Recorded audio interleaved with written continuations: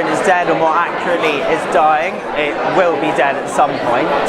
And I think newspapers can survive without it. I think there's a lot of innovation within the industry, but they haven't cracked the business model yet. But I'm confident in the past successes of human innovation that we're going to get there.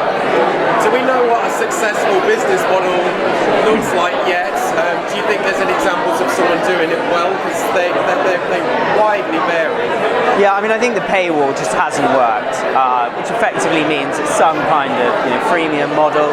So the Daily Mail online is profitable, Huffington Post are profitable, Vice is profitable.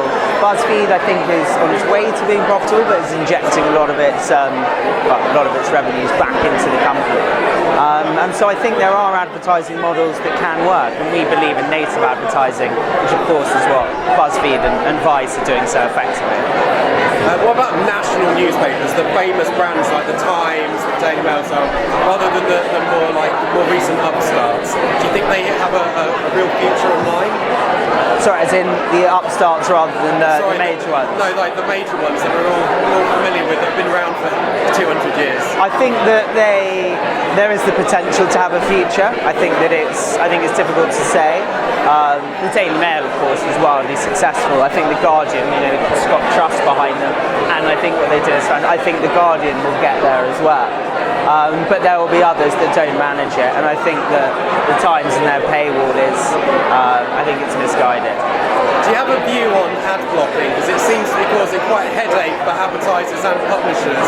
Is it a big threat, and if so, how can we overcome it? I think it's a massive threat, but to be honest, I think that the display ad model has its limitations anyway, and that it hasn't been the saviour of digital as it was originally hoped that it would be.